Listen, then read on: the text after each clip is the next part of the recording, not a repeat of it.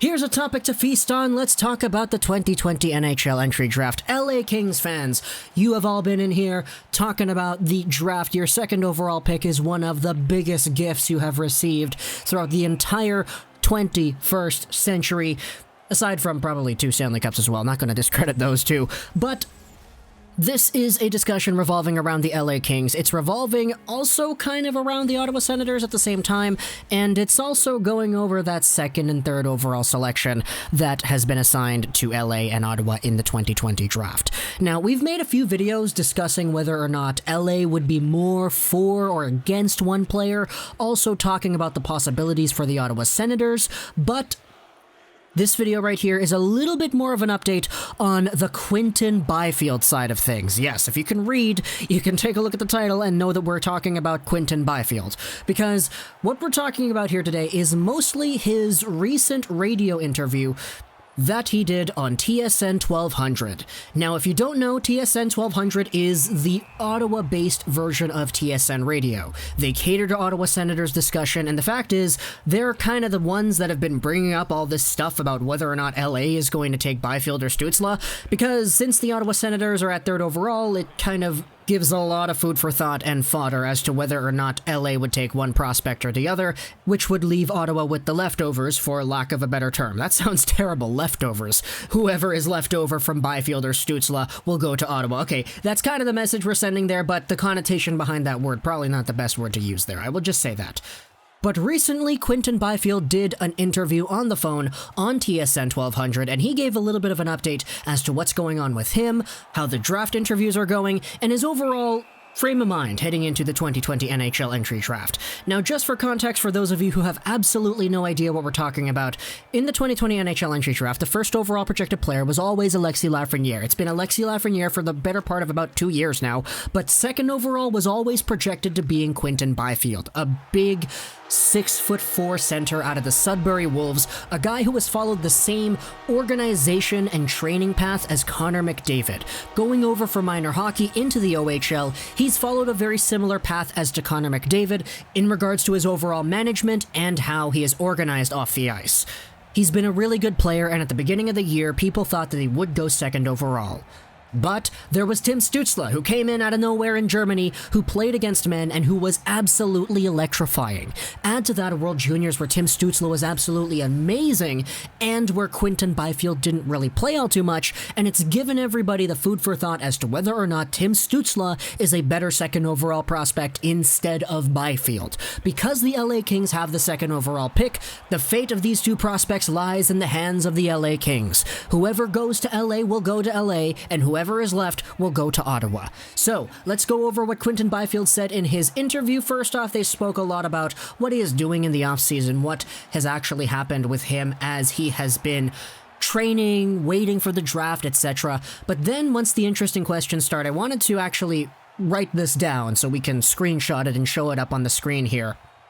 They asked a question asking him if he feels physically, knowing that he's only turned 18, if he matches up and feels like he is physically close to playing in the NHL. To which Byfield replied this: "Yeah, no, I think so." He spoke about battle drills and being able to keep up in those drills. "I think I can definitely make the step next year, and I just need to keep on working hard at the gym, just keep going over videos of, what I can do to improve my game, and what it takes." Now, I get that there's a lot of you-knows in there, but that's kind of what NHL players and prospects are like. We remember when Brock Besser made the NHL, he had, I think, 47 you-knows in one one-minute interview. It was kind of insane. But Quinton Byfield speaks about himself as somebody who could make the NHL next season. And honestly, if I had to interject with my own personal opinion, I do agree that yes, he probably could make the NHL next season. It's just, I would say that spending another year in Sudbury in the OHL wouldn't necessarily be a bad thing.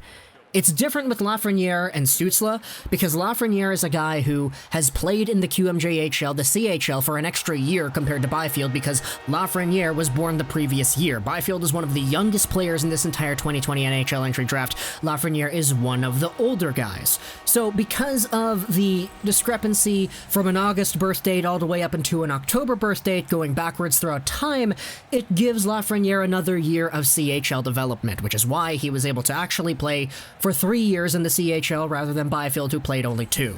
And because Lafreniere is already such a good player, he's already a really good two-way, board-winning battle machine who can set up guys and snipe some goals, open up space for himself and his teammates, he's going to be in the NHL next season, and that's kind of a given.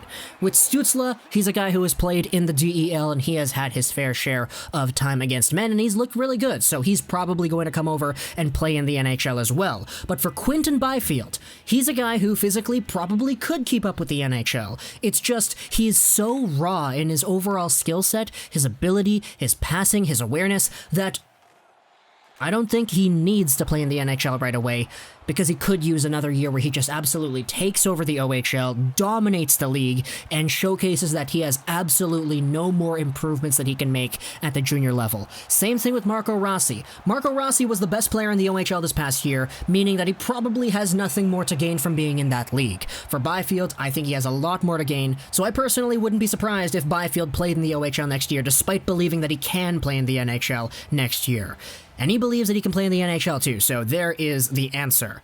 He also spoke about how he has been working out with Chris Tierney of the Ottawa Senators, and the hosts on TSN kind of poked a little bit of fun asking him, oh, has he said anything about the Senators? And he was like, yeah, he said that Ottawa is a great place to play, the fans are great, etc. All the cliche stuff that you just like to see. Obviously, they're kind of pushing his buttons, trying to get a little bit of an opinion out there, but regardless, there also were a few other questions that Quinton Byfield answered regarding the LA Kings, which is why we have the Kings gameplay in the background, because I felt like this was a little bit more necessary for this kind of commentary. Quinton Byfield said that initially, back when everything was paused up in the previous year, 10 teams reached out to him for interviews, and he did that over Zoom, I believe. But it slowed down recently. He mentioned how the most previous interviews and talkings that he has had with NHL teams, it's been the LA Kings twice and the Ottawa Senators twice.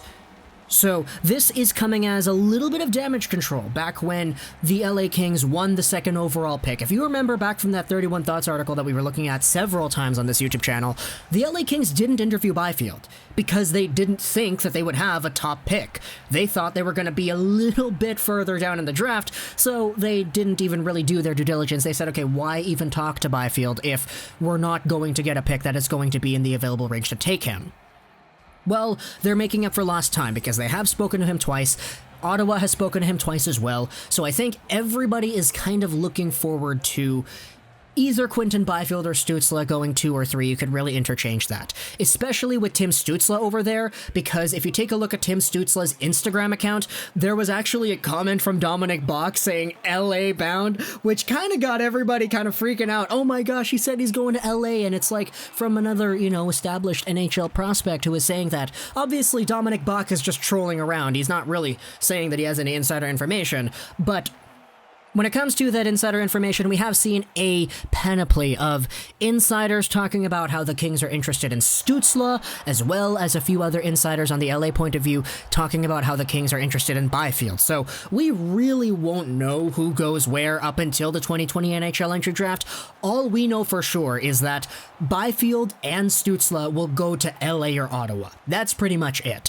If anybody wants to shock the world and take a Marco Rossi or a Raymond or a Drysdale somewhere in the top 3, then be my guest. But from the projections everybody has, it's going to be Byfield or Stützle, 2 and 3.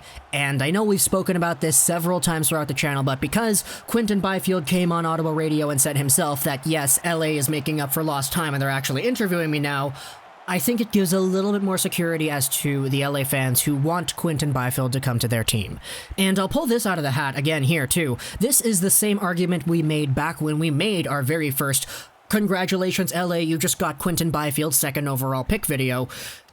The Kings don't need Byfield right away, man. If they get Byfield, they already have Gabe Vilardi stepping into their lineup. They have Alex Turcotte probably stepping into their lineup. They have maybe Tyler Madden stepping into their lineup. Those are 3 very good center prospects already being added onto your team. Quinton Byfield can afford to lose another year away from the NHL, playing in the OHL and dominating that system again. He can afford it. So, for the LA Kings, from a management point of view, it makes sense to go with a Quinton Byfield if you want a center.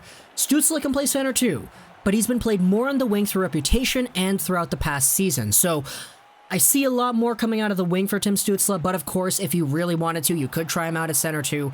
It's just, Byfield is such a specimen, man. He's such a unique skill set that I think, even though Tim Stützle is a good player, man, Quinton Byfield can become something we rarely see out of NHL players. So if you're an LA fan or an Ottawa fan, talk to me in the comments below what you think about this idea. Quinton Byfield discussing on Ottawa radio about how he has finally gotten in touch with LA, how LA has the ultimate upper hand here as to who's going to go where. If you're an LA fan or an Ottawa Senators fan, talk to me. Who do you want at 3rd or 2nd overall? I hope you enjoyed this video.